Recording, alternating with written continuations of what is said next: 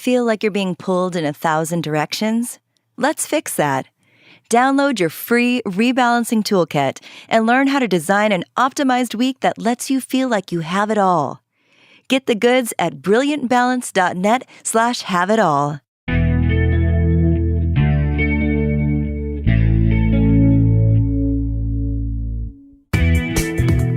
I'm Cherylanne Skolnicki, and this is Brilliant Balance, the show for working women who are ready to shine. Each week, I bring you ideas, inspiration, and insight on balance, business, and getting it all done gracefully. You ready? Let's be brilliant. Hello and welcome. You're listening to episode 39 of the Brilliant Balance podcast.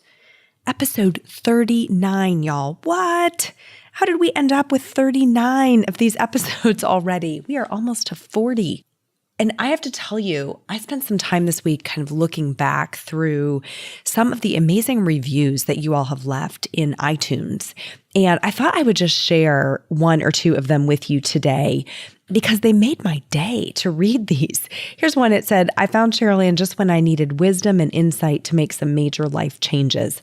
After the first podcast, I was already energized to move forward and realized I wasn't alone in the internal struggles that go along with change. Can't wait for future podcasts. So awesome. So awesome, y'all.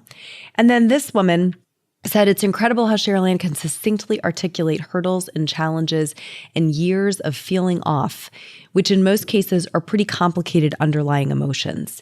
She breaks it down with how the issue shows up, potentially why it's an issue, and a strategy to effectively course correct. And then she goes on to talk about one of her favorite specific episodes. That's it. That is exactly what we are trying to do here. Trying to give you some insight into what might be behind an issue that you've been facing for a while, and what some of those underlying causes are, and then a strategy to get out from under it, to have things work their way out to a better outcome. And it is so energizing to me when I hear that that's landing. So here's my ask for you today.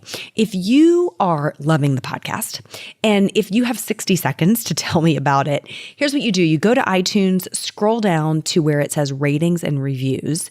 It takes about 1 second to just leave a rating. You can just click the number of stars.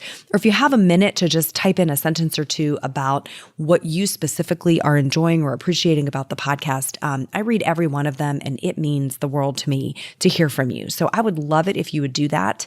It really helps people who are just discovering the podcast to get a little bit of a flavor for what they can expect. And what we are going to talk about today, what you can expect, is a really good one. We're going to talk about the one thing that your boss will never understand. So have you ever wondered out loud, maybe you're in a conversation with your spouse or with a friend, or, you're kind of muttering under your breath, what is she thinking?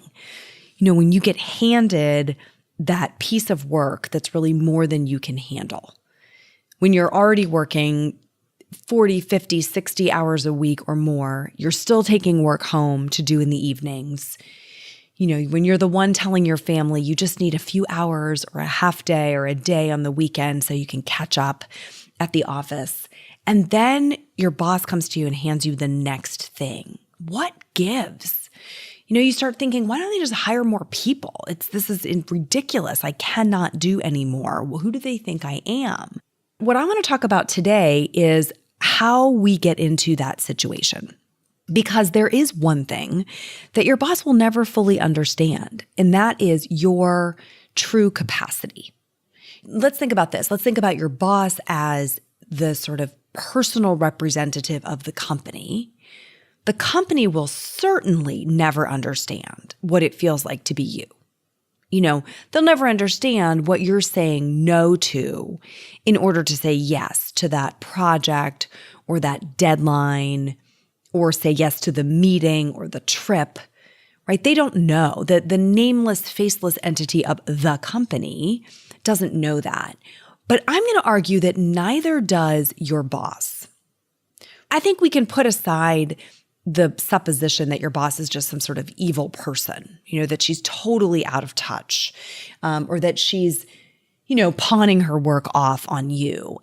let's just set that aside. And if you're in one of those situations, that's a different episode, right? That's something we're not going to get into today. I want to talk about how that dynamic can happen with a boss who has the best of intentions. How could you end up in a situation where you're consistently given more work than you genuinely can handle? Just in case we're not clear, the problem with that is when you're consistently given more work than you can handle and you say yes, you just have that sick feeling all the time that you're not good enough, that there's some reason that you can't keep up with the quantity of work that's being put into your lap or put onto your desk. There could be a number of reasons why that dynamic would happen, but I'm going to take you through the top 3, sort of what the progression is here that I think gets us into that situation where we are being given a project load, a work plan that exceeds our capacity to deliver it, and we're drowning, in trying to get it done. So the first thing that I think is really happening here is, your boss is not with you 24/7. Okay? Does your boss go home with you? Right? Does she even spend the whole day with visibility to what's happening in your office? Does she have a camera, in your car or in your house? I mean, let's hope not, right? Can she capture your thoughts? I didn't think so.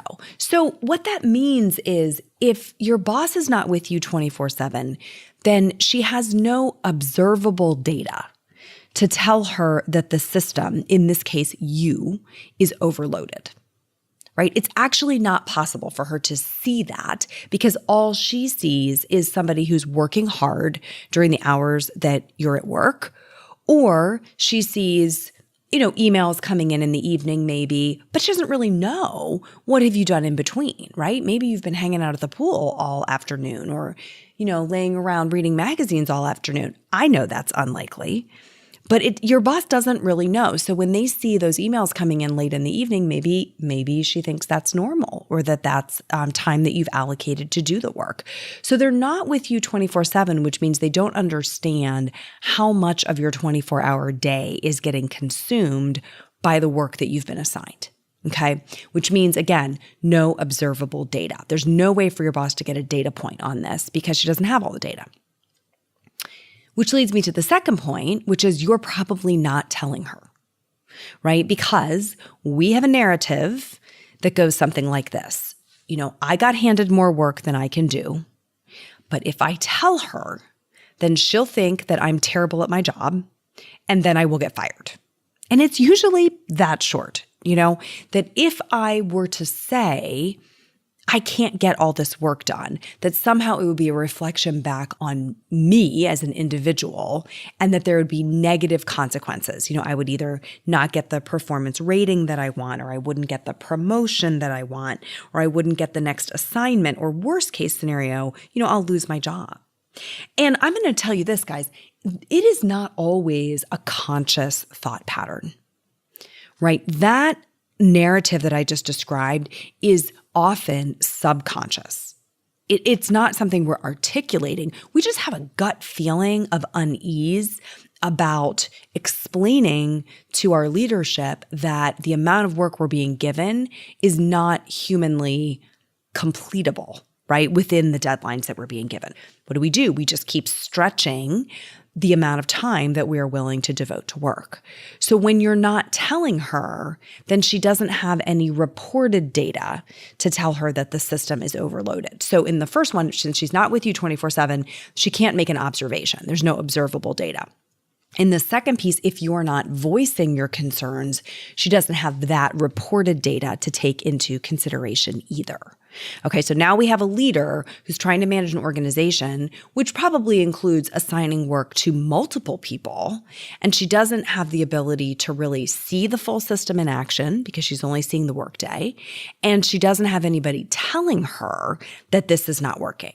Okay, so what happens? Third point, you're masking the gap in the system.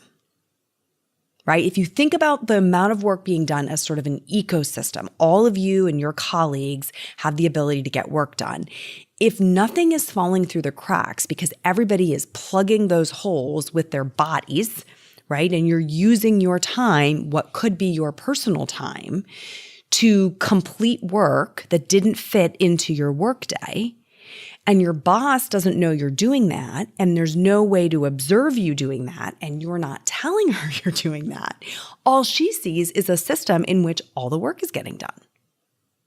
Do you see how that can create a problem? How could she know, right? What incentive is there for the company to correctly design the system? And I'm going to call this consequential data. There's no consequential data to tell her that there's an issue, right? There's no consequences because from the leadership's vantage point, everything is getting done.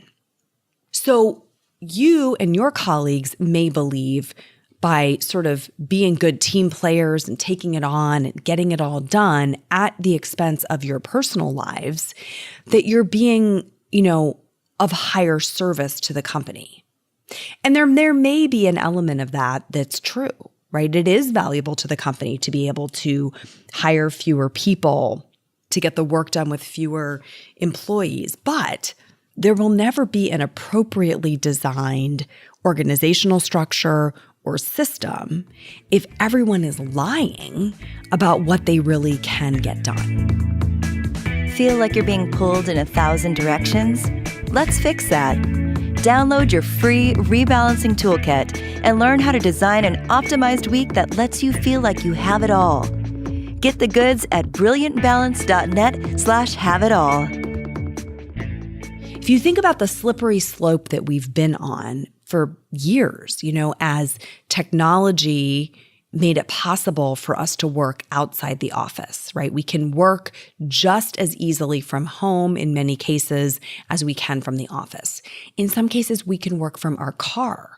We could work from, an island in the Caribbean. We can get the work done from anywhere because we are fully connected.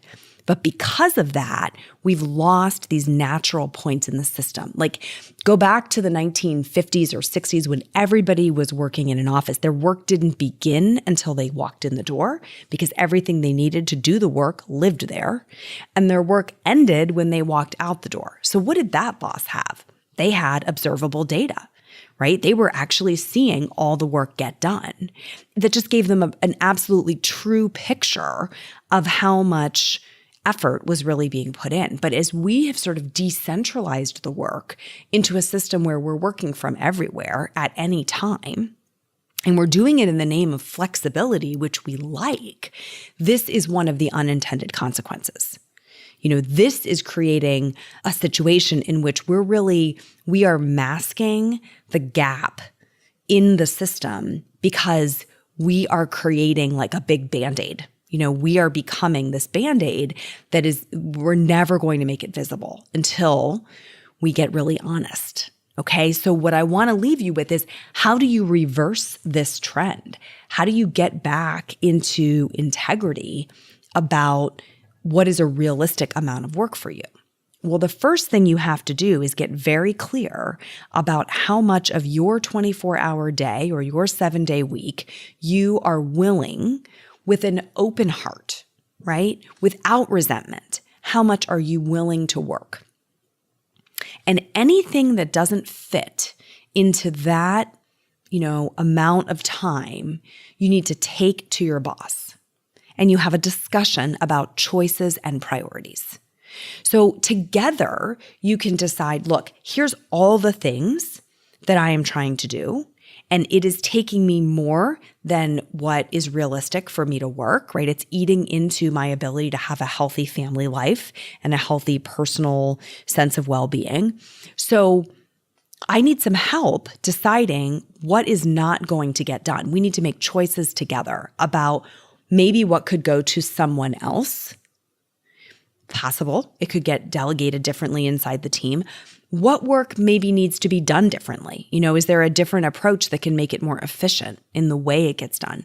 What maybe are some projects that we're just not going to do at all right now?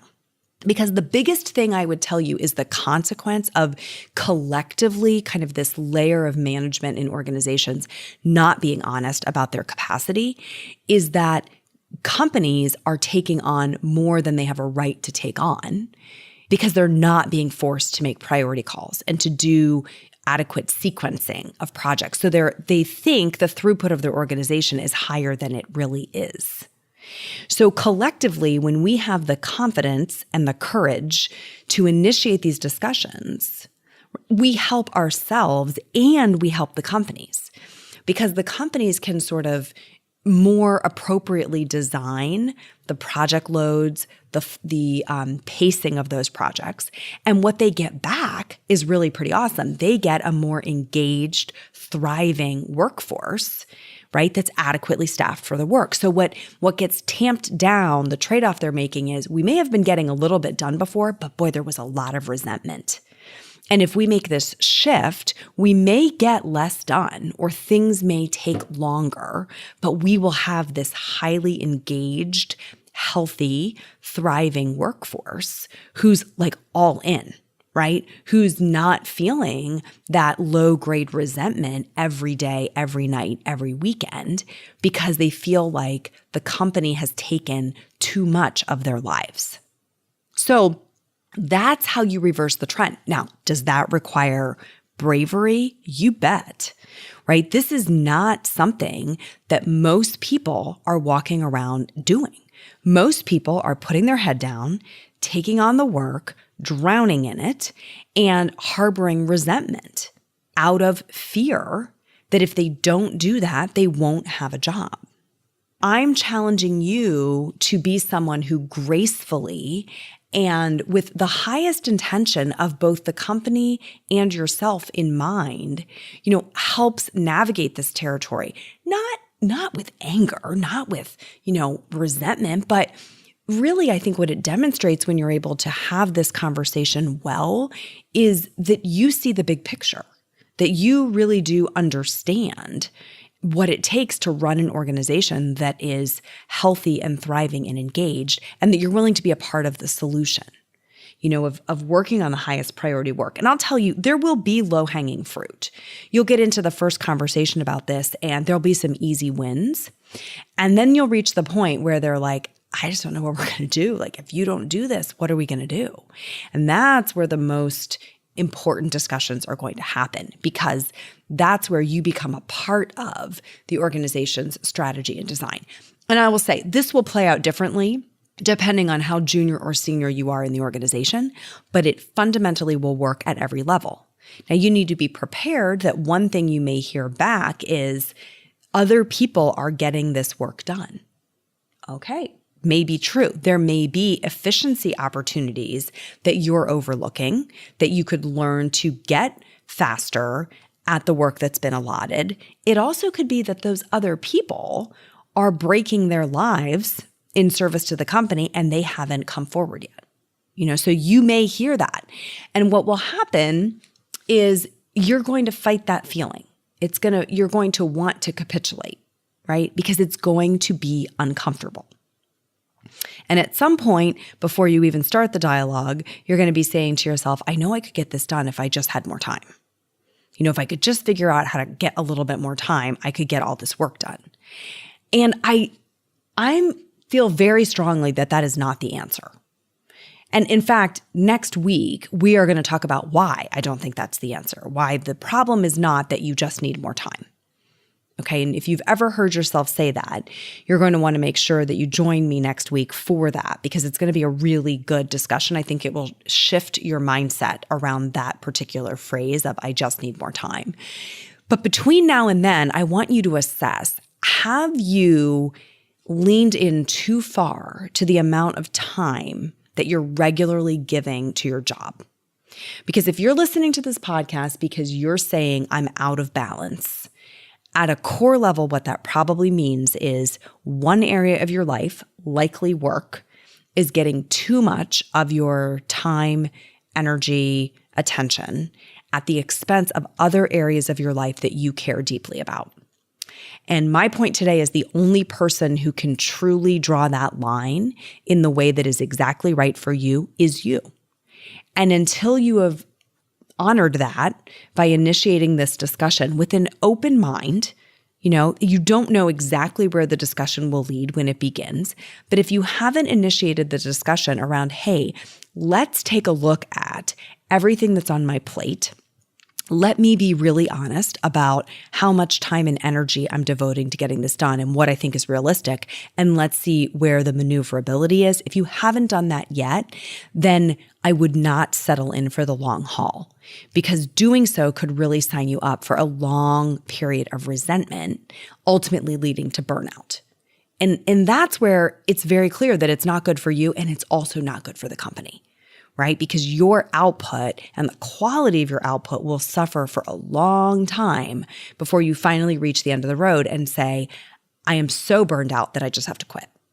And so it's actually in the best interest of both you and the company to renegotiate kind of the terms of how you're going to be doing the work well before it ever reaches that point. Okay, so take that kind of maybe insight about maybe they just don't know as a point of courage to structure a conversation with your leadership about what would have to be true to really get your work plan into a size that fits your life so you feel like you can give adequate attention to all the things that you care about.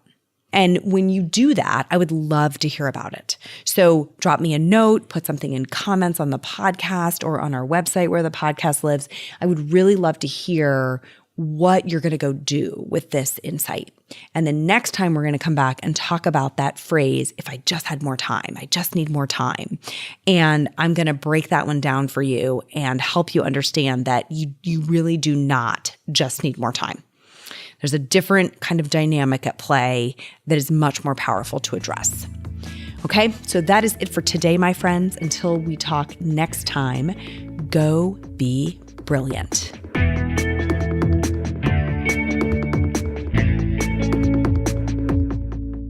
This is thepodcastfactory.com.